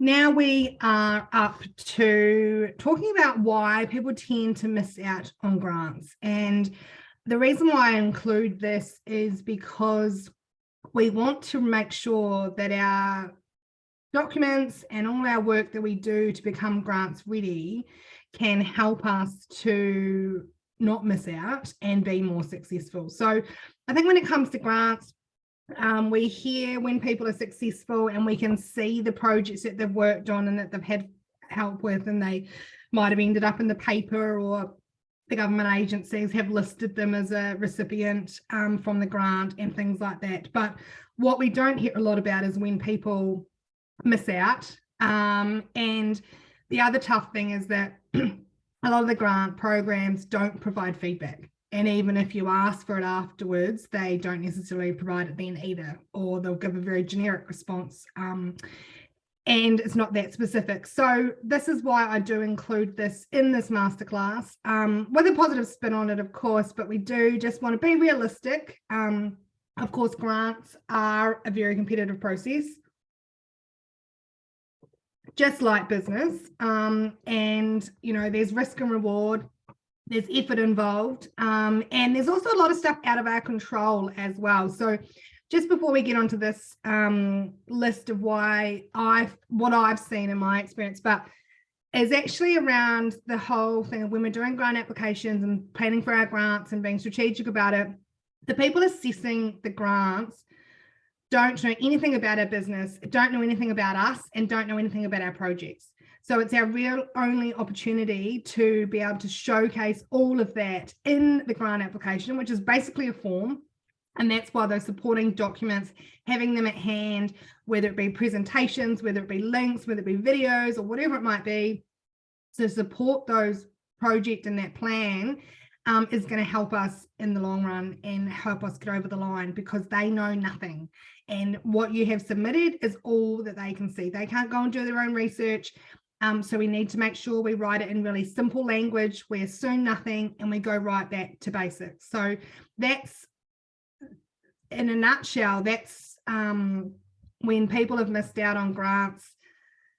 And, you know, there have been, I have had clients that have missed out on grants, and at the time we haven't known why. Sometimes it's because there wasn't enough funding, or their project wasn't quite strong enough compared to what was applied for. And then when we've found out what other projects were successful, we've then realized, well, actually, yeah, our project wasn't anywhere. It was just a different project, and it fitted the brief a little bit better, but we still had a crack because we just don't know how the assessment works, and we don't know how they are going to apply those assessment weightings either. So it's all a bit of unknown, and that's why we just have to make sure we put our best foot forward to have the greatest outcome and hopefully be successful. So as I've given a couple of examples already today, not checking the eligibility properly, so wasting their time on submitting a project, or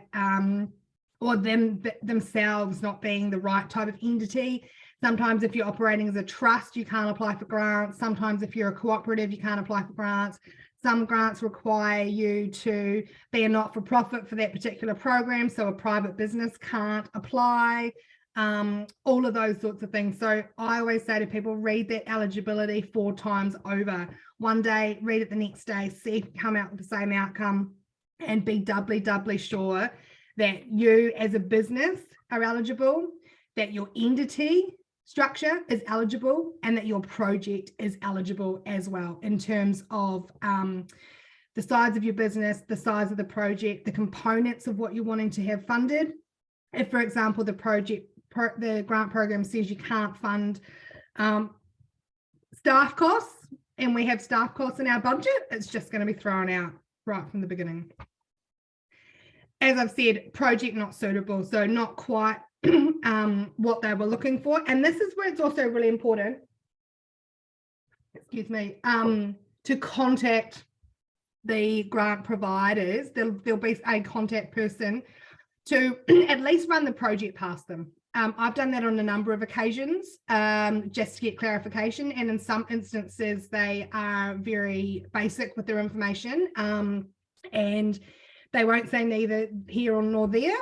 And then other ones have been very enthusiastic, saying, yep, that's a great project. If you focus on this part of it rather than that part of it, you'll have greater success. Or other times they've said, oh, that isn't what we were thinking. Can you go away and think of another project, or change it, or whatever it might be. So contacting them to ask that question, but be also conscious of the fact that they sometimes are just the admin people and they don't have any authority to say anything. They don't know anything sometimes. They're just literally the contact person to answer the questions. And so sometimes we just have to make the judgment call of whether we apply and go for it or not. And I think the other thing is around that is thinking about if you do make that phone call and they do say, well, this project isn't quite suitable, or can you change it? And think about how does that affect your strategy and how does that affect your overall business operations if you were to change that project like they suggested. So we need to lead that process. At the end of the day, it's our business, it's our name on the application, and we need to be completely comfortable with that project that we're submitting. Objectives not being aligned, and this is something that I always stress to my clients around. We need to make sure that the objectives of the grant program are met from our project. So this can be objectives around, they might be related to efficiencies or energy efficiency. They might be related to a certain target audience or a certain cohort of society. And we need to make sure that our project is aligned to that. And it's not just writing a sentence saying, yeah, we'll add that in or we'll include them, even if we've got no intention of doing so. So it has to be completely genuine and it has to be aligned to those objectives. Running out of time to complete the application. Now, this is something that, you know, I am proud to say that 100% of my grant applications have been submitted on time. And this comes back to the reason that we plan ahead. We plan out that grant application in terms of what are the deadlines, what do we need to do, what have we already done, how has that grant readiness prepared us for that, what documents do we need to tweak, and being realistic about those timeframes, and also planning all those timeframes to give ourselves a buffer of a couple of days so that we're not rushing on the 11th hour to try and submit it, because that is not fun. And not planning it properly. Now, this can mean a couple of things. This can mean your project that, you know, they have to get more quotes than they thought they would. There's way more componentry to it, or it's way out of budget. It's not within the guidelines of what the grant, if the grant's only for $20,000 and we need 80,000, well, we need to make the judgment call of whether we're going to apply for it. Because when we are making that application, we're also saying to them, yes, we can fund the rest of the project to make this happen. Because if they're giving us $20,000 of a $100,000 project, we can't then say, oh, you give us a 20 and then we'll only do 20% of the project. No, they're expecting the entire project to be completed with the funds that we've been allocated and the ones that we've applied for. So that's why the whole project has to be planned out properly. Not having a risk management plan and not outlining the risk properly. I've seen some applications done, not by me, but where people have literally said, oh, there's no risk. There's no risk to this project. And as a risk manager myself, there are never no risk. They can be little risks, they can be mitigated risks, they can be completely eliminated, that's fine. But at least they just want to see that we've thought about it and that we've demonstrated that judgment to go, these are the things that could happen if this project was to go ahead, and this is what we would do if that happens. So thinking about risk management and how we would articulate that in the grant application. Excuse me, not having a project plan. And I think some people get quite confused about what a project plan is. I've seen people want to do a project plan for their entire business, but remember the project plan is just related to the grant application project that we're applying for. So and basically breaking it down into really basic steps of what are the things that we're going to do, what is the order that we're going to do it in, who is going to be responsible, is there a budget allocated or attached to those components, what are the milestones, and then what do we think the timeframes are going to be. It is a proposed project plan. So if we're building something, obviously the basic process is that we need to have a quote. We need to, once the grant is approved, we're going to then order it. We might have to get the site ready. We might have to wait 6 to 8 weeks for the stuff to be delivered. Then we need to order, book in with a builder and a plumber and an electrician, all of that stuff. Then we need to get the building commissioned and things like that. So breaking it down, each project is different. I've done some projects where it's bought one piece of machinery and they literally turn on the switch and it's good to go. Other pieces of machinery have taken 10 weeks to get the site ready for the installation, or the piece of machinery needs to be built or come from overseas or whatever it might be. Not having a budget that adds up. That is seen time and time again where people are using Excel spreadsheets and they're not doing their checks and balances. And they're also then not using the budget information in their Excel spreadsheet and copying it across exactly into the application. So there's two sets of numbers floating around. So just that inconsistency of data and information within the grant application. And that goes for the whole application. We don't want to say one thing over here and then in question 3 later on something else. So we need to make sure that our information is consistent. Not getting quotes, as I said earlier, now you can't really submit a grant application without doing the right attachments. However, you could always fall over on that where you just do one quote where you need, and only for one component of it, where you probably needed 5 quotes for all the different parts of the budget. So making sure that you've got that complete information and consistent information as well. And the financials, again, not attaching what they've asked for, whether it be a profit and loss, whether it be a audited financial statements, whether it be signed off by an accountant, or whether it just be a report from Xero and certified by an accountant, all of those sorts of things. And sometimes you might have to do a stat deck, same with the quotes and things like that. So making sure that we're reading what they're asking for and we're doing what they are asking, because those little things, because when there's more applications than funds available, it'll be those little things that applications will be thrown out for on the outset.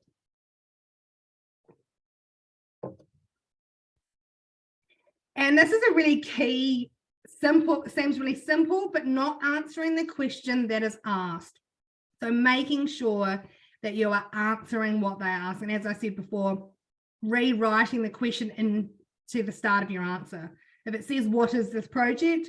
I always respond to that question with, this project is to purchase XYZ for the benefit of XYZ. So just using really simple language, not using jargon, and being really clear and succinct about what it is that your project is doing. And, people are missing out because they're missing the deadline for submission. They are panicking. They're not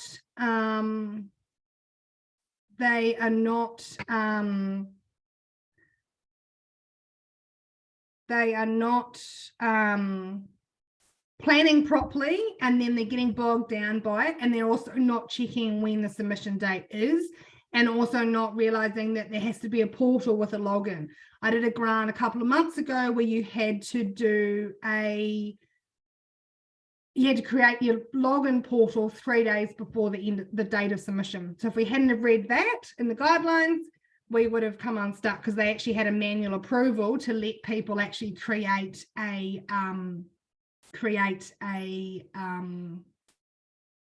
application.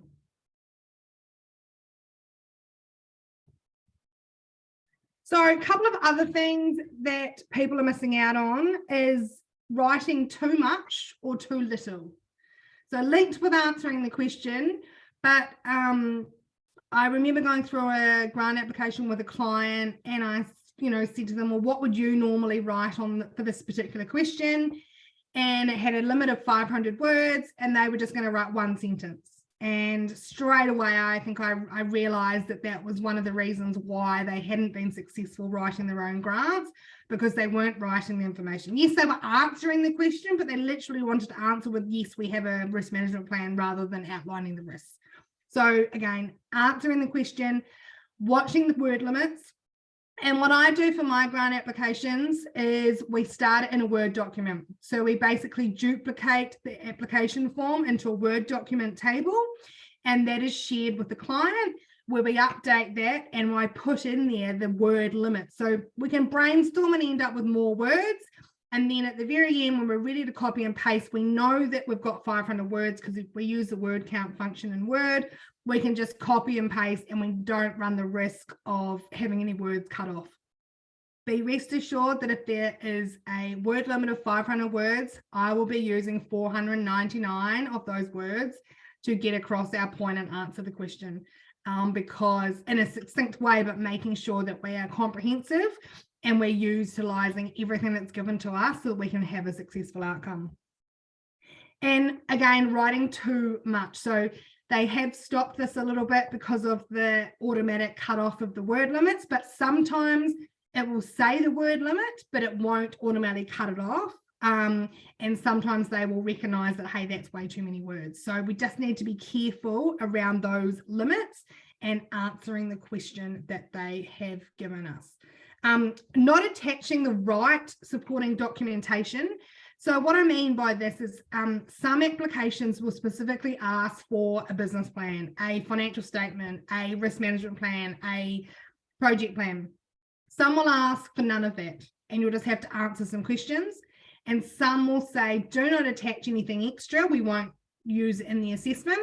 And some may say you can add up to 10 attachments to this document as your grant application. So that could be photos, that could be drawings, could be mood boards, could be presentations, could be other examples, all of that stuff. But again, you need to be looking and seeing what they are asking before we attach what we want to attach. So they're the main reasons, apart from the fact, you know, if you're not eligible and your project isn't strong enough. But this is the thing, that's a bit out of our control. These things we can control and say, right, we've given it an absolute best shot. We've done everything we possibly can in our power to have a good result here. Has anybody got anything else they want to share from their experience, or if they've heard of anybody else that's missed out on grants? As I said earlier, I had a client that applied for a grant, and this particular grant had specifically said no wineries were to apply, so they had wasted their time, and that was quite a comprehensive grant. So that would have been hours and hours, and they got rejected straight away. I've heard of other businesses from other colleagues that their project wasn't even within the lists of projects, and then they've wondered why they got rejected on the first day. So again, just wasted resources, waste of time, and that's what we're trying to avoid by learning about how to become grants ready, learning how to mitigate those risks, and also navigate the whole process of grant applications as well. I always make sure that even if they don't ask for them, or if they ask for other supporting documents, we have those letters of support from our partnering organisations, whether it be other businesses, other beneficiaries. There might be a community component to it, so they're going to benefit from it. So having a letter of support from a business to say, this project is also going to improve my business or my work or my impact, then that looks really, really favourably in your grant application. Does anybody have any questions about any of that or anything that we've spoken about today? Because we've come to the end of the theory and the information, and now we're going to look at, on page 7 of your workbook, I think it is, there are there's a page there that's got what are we taking action on today. So that is just there for you to jot down the things that you need to update, you need to do, you need to look at for your business to become grants ready and create that to-do list. So if anyone wants to share in the chat, you don't have to, what their number one priority is of action so far.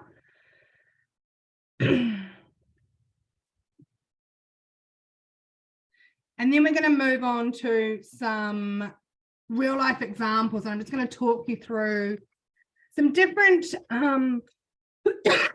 scenarios and situations of the types of grant application forms that we've had to go through for certain levels of grants. And then we will finish off with some learnings, and then that will be us for today. So please do utilize the workbook and utilize the action list.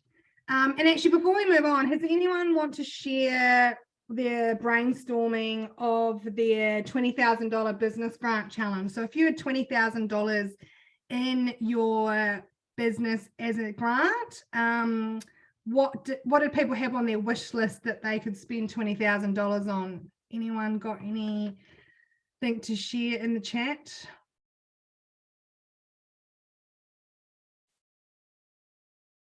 And for those of you watching the recording, feel free to email me those wish lists, and we can see if we can find some grants or how we can become grants ready to get those grants for your business.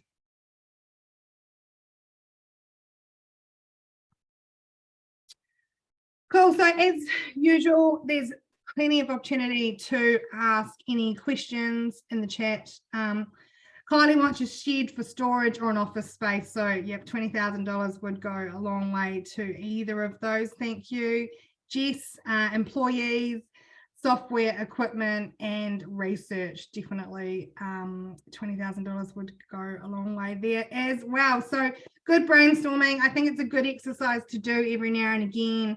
Just sit down and think, well, what do I really need in my business? What am I missing? If I had $20,000, what would I spend it on? And get that brain ticking over. So now we're going to move on to some real life examples. And I'm just going to talk through these. There's nothing really to show on screen, but I've just got some examples of some grants that I've done over the years, and some of these grants I've done multiple grants for different businesses, but it just highlights that even though grant applications can be very similar, they can also be very different, and each organization and funding organization, can we just everyone go on mute, please?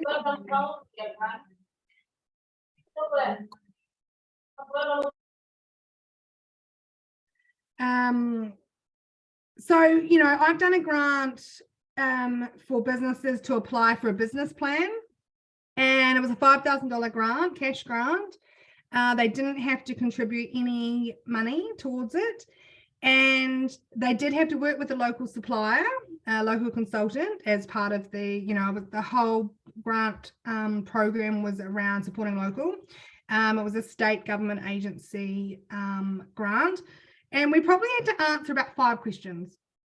And 3 of those questions were basically about the business, and then the other 2 were about the reason why they wanted a business plan. And if they didn't already have a business plan, why did they not have one? And if they already had a business plan but they wanted it updated, what did they think the outcome would be of having a business plan? So that was a relatively straightforward application for $5,000. And then when we did the business plans, we then just had to write a quick report and answer a few more questions at the end of it to say, and they actually had to share their business plan with the agency as well, which, you know, confidentiality and business information and all that sort of stuff. So, you know, that was a reasonably straightforward one. And I think governments and government agencies are now recognising and matching the level of the grant or the value of the grant to the application process. So Queensland government had a similar one for $5,000 for micro businesses earlier in the year for a business plan or a marketing plan, and you literally just had to put your business information in and not much else, and that actually went into a ballot system. But they recognize the level of effort versus the level of grant, and the risk and reward needs to be matched to keep everybody happy. So again, that's a really, really good one. Conversely, I have done some $25,000 grants applications where we literally ended up with a 35-page application because they wanted all the quotes, they wanted a comprehensive project plan, they wanted a communications plan, they wanted a key stakeholder plan, they wanted a risk management plan, they basically also wanted your business plan, they dissected that, they wanted evidence of how this $25,000 expenditure would improve the business, and a whole lot of other stuff. Oh, and then if you got approved or preliminary approved, you had to do a presentation to the assessment panel, and then they approved and gave you the money and let you go forth. So that's one example. That was quite comprehensive for that amount of money. I've done other grants for $15,000 where we've had to answer 3 questions. And so it does really just depend, and that's why you have to answer the question that is given within the constraints and limits that they have provided, and go from there. Recently, I've done some community and not-for-profit grants where they have been council grants in Melbourne, where people have been able to apply for anywhere between $20,000 and $100,000. And really, I find it's not actually the dollar value that necessarily dictates how complex or comprehensive the application form is. It's really the components of the budget. It depends on, some of these projects are 12 months long. So really on the scheme of things, 60 to 100,000 is not, that's only 5,000 a month if it's across a whole year. So we just need to be mindful of that, but also we need to make sure that we are answering the questions and making sure that we're putting in there what we should be putting in there and not what we want to be putting in the answers. And there are some things that we need to be mindful of when we are presenting our project, and also thinking about confidentiality and sensitivity of information. We hope that these applications and the information we're providing the applications are being dealt with in a sensitive manner when they are within the government hands. But we also just need to be really careful about, business strategy secrets and all that sort of stuff, and what we are including in our grant applications. And as I say, we've done some big grants. I did a grant for $500,000 for a recycling company, but it was one big piece of processing equipment that was going to be coming from Germany.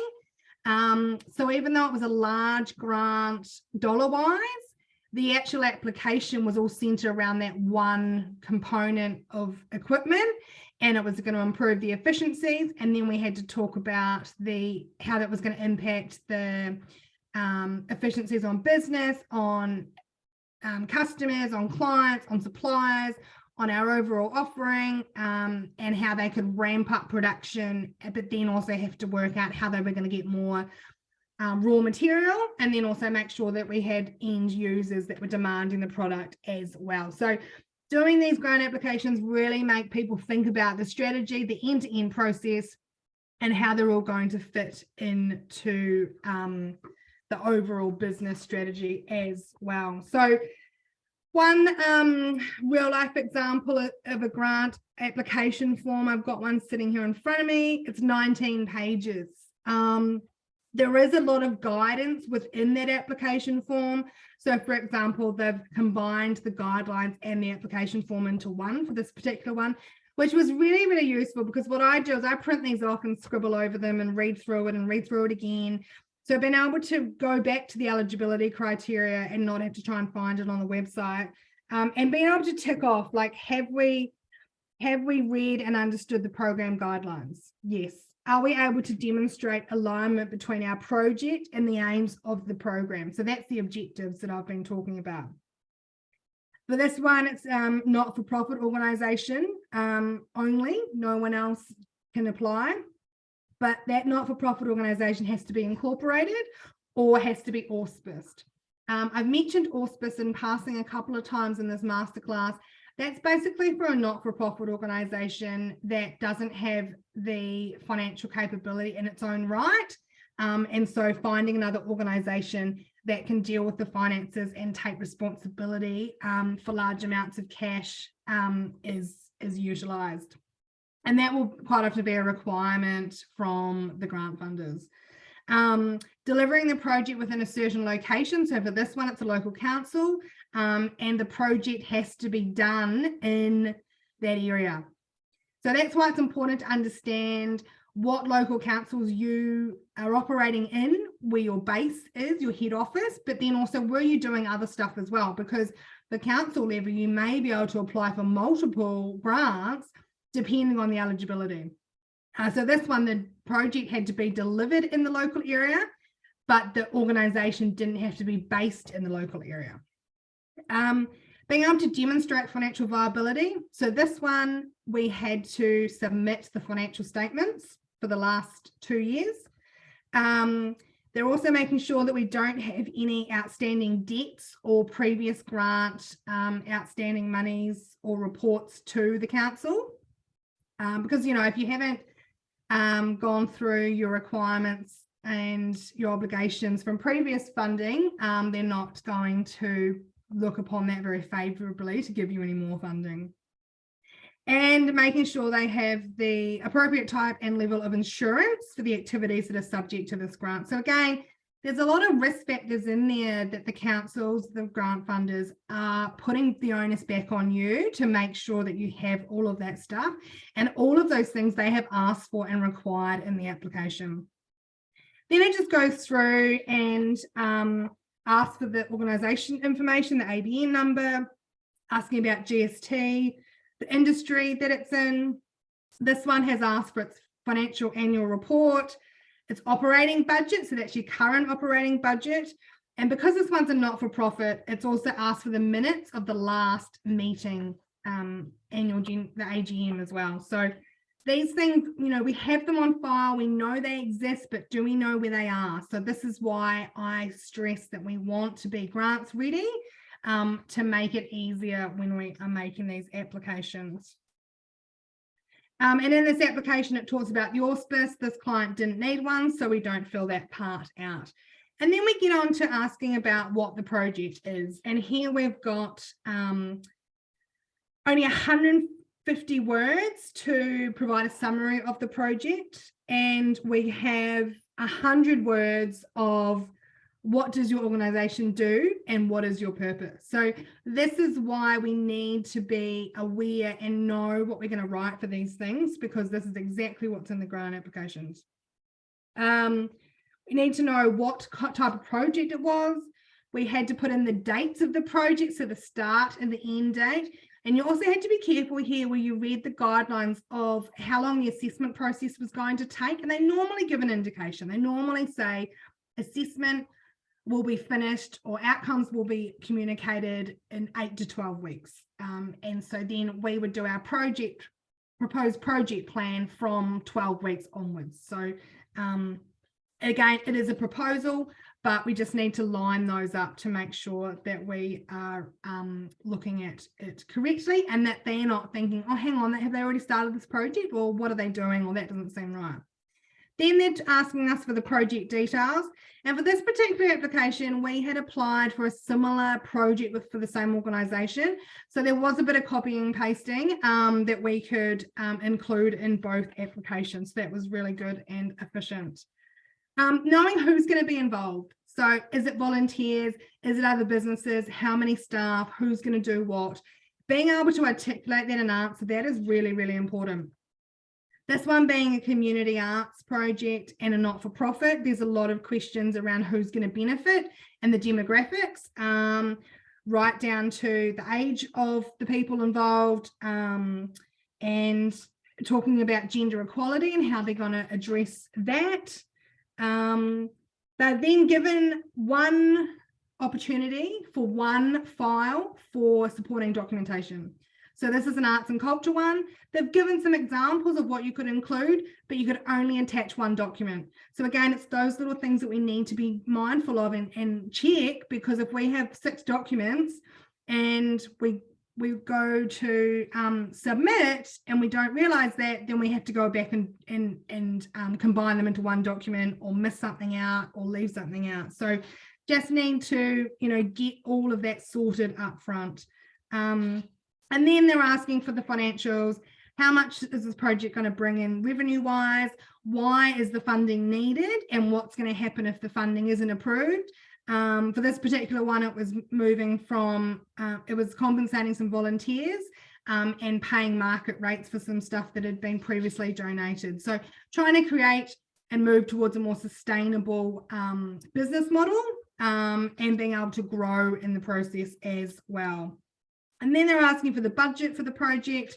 They gave a template that we could use. So again, that's something that, can make it easier because it's a bit like filling it in. They've asked about a contingency plan. They've asked for our project plan of the timeline. They've even asked for a marketing plan. So this one is related to an event or a series of events. And so they are asking for a marketing plan. But again, if you don't have a marketing plan related to your project, and you're trying to do that at the same time as your grant application, that can be a lot of work. And then their certificate of insurance had to be attached to the grant as well. So that's just one example, and that's reasonably standard. The guidelines and the supporting documents that the grant funding program release, I've seen FAQ documents, I've seen 6 different PDF documents with sort of the same information displayed slightly differently, but making sure that you're thorough, reading all of that through so that you're not missing anything, and then going from there. And then you can, very much focus on your grant application. So that comes to the end of the real life examples. If anyone has any questions for me, please do pop them into the chat. And I'm now just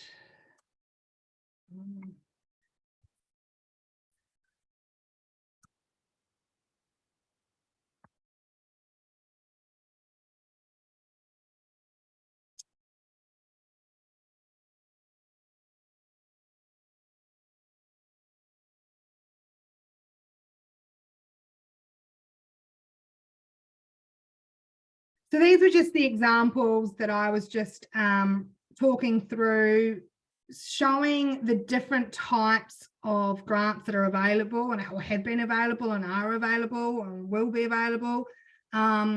We've got some state government ones, some local council ones, and the female boosting female founders one is a federal one. That's the one that's been delayed for nearly 12 months. So they vary so much in their application process, but at the same in terms of content or volume of content, but the premise of the basic information is always there. So have you got a grant application example to share? Happy to take yourself off mute if you like, good or bad grant application examples. I had a wee bit of a potential hiccup with one grant application. So some portals, until you fill it out, you can't get through to the next section. So they basically want you to just fill it out and do it on the fly and just do it. But, you know, we're grant ready, so we don't really want to be doing that. And normally I would flick through and just put a quick XX in the boxes to look like I'd done something so I could get to the next page. So and the grant application was not available anywhere else on the page. So I did a bit of a dummy run and didn't really put any information in, just wanted to see what the questions were, copied it into my Word document to share with my client, and then clicked next. And the next screen was, thank you for your submission. So I had inadvertently submitted a basically blank with a bit of false made up information. Grant had been submitted, so I had to frantically email. Luckily it was a couple of weeks before it was due, so I didn't have that problem, but I did email them and say, hey, look, this is what's happened, and good to know that I wasn't the only one, but it also showed that the design of the application form was not user-friendly, and had caught a few people out. And one other one that I will share with you, same thing. I had gone through it all, we got all the information, and I hadn't bothered to check the very last page because it was titled the declaration, which is normally where you just say, the person submitting it has authority from the organization to submit this, and type your name and the date. And I got to that page, it was probably an hour or two before we were due. It was due because we had to get some documents, and I was waiting on the client for that, and get to this last page, and it said we needed to outline our key employees for that client of the application, and also attach a police check of the person making the application, just due to the nature of the grant. So I went into full panic station. So luckily I contacted the client and said, we need these 2 pieces of information. Luckily she had it. The police check, it was up to date and it was current, and the key employees, it was a small organization, so that took her 5 minutes to complete and we could attach it. But I also had to think, well, what if she doesn't have the police check document handy? This was at night, and I was going to attach a PDF blank, or not a blank, but just to say, we will send this through later. And luckily we didn't have to do that. And interestingly enough, we were able to submit the grant on time, so that was fine. And interestingly enough, a couple of weeks later, we received an email to say the people that hadn't attached their police check can now send it through. The thing is, though, that was a mandatory field. So unless they had attached a blank document or something, it wouldn't have let you submit it. So I also wonder how many people didn't submit the application because they didn't have that and didn't know to do that. So this is where, you know, the grant funders and those people need to be making sure that they're building user-friendly portals as well. So that's just 2 examples that I now double check and go right to the end of the page, application form, and make sure that we get all the information and that it's all there. And in both instances, you know, they are humans that are working in these government agencies that are processing it, and it was no trouble at all. But if we had left that to the last minute, then we would have been in big trouble and not been able to submit the grant. So we don't want our hard work and effort going to waste. So we want to make sure that we have these mitigation plans in place. So here's just some clients that I've helped over the years get some grants, $25,000 and some $5,000 business plans, some $15,000 vehicle grants, $25,000 for a trailer that helped Ben and Jessie down the bottom there move from a part-time gig to a full-time business. So that was really, really exciting. And my question to you is, what is the difference between these businesses receiving grants and your business? And it probably just comes down to the fact that they know where to look for grants. They know what their projects are. They have their strategy sorted, and they have the help of Liz to write the grants for them as well, and keep them on track. Here's a couple of testimonials from people that have been approved for grants. So Tim and Matt from Rethink Recycling Co-op had a $59,000 grant approved to build a mobile trailer to go around to schools to promote the education program around recycling, and specifically recycling lids, and collecting the lids so that they can then be recycled in their plant, made into other products. So that was really, really cool. As I talked about, Ben and Jesse and Sarah and James, they bought a CNC router machine in their cabinetry business, and that basically doubled their capacity and production basically overnight. So that was great efficiencies created there, and that was, they hadn't been approved or were not going to be able to get a bank loan for the full amount of the machine, so that grant came in handy for them to expand. So if you don't have any final questions, that is the end of this masterclass today. I do hope that you have learned something and have something written in that workbook and your actions list to take away and think about and brainstorm, and work out what your priorities are to get you and your business to become grants ready. It really is all in the preparation. It is all about knowing your business, understanding it as best you can, so that when the grants that are applicable and that you're eligible for come out, that we have that small window to do the best application we can and get those funds into your bank account.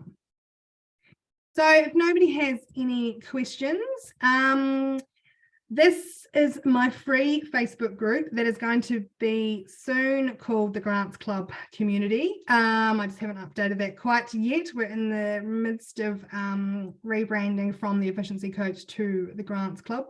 But doing the same thing and the same people. So if you do want to join that, I would love to see you in there. We do share information and tips about grants, grants that are coming up, and also you can connect with like-minded businesses as well. So click on the QR code there. And as I've already shared with you, nothing is more expensive than a missed opportunity. So we don't want to dwell on the past, and we don't want to think about the grants that we haven't applied for. Let's focus on the future and work out what we can do next to become grants ready and to have a strong application and a project ready to go. Here is my details to get in touch. So thegrantsclub.com.au, if you're in Australia, there's my phone number or my email address. And of course, we are on Facebook, Instagram, LinkedIn, and YouTube channel, where all the recordings for this masterclass, and also my fortnightly webinar on the 7 steps to writing successful grant applications, which is free. And you're more than welcome to join us for that as well, where it goes into a bit more detail around how we put together the grant application and what we need as well. So thank you so much for joining us today, and thank you so much for watching and listening and sharing your insights and your experiences in your own businesses when it comes to grants and growth. And yeah, I do really believe that there are grants out there for everybody, and we need to know where to look, what we can be eligible for, the types of projects, and we can, expand and grow our businesses. Thank you so much, and I will see you all soon.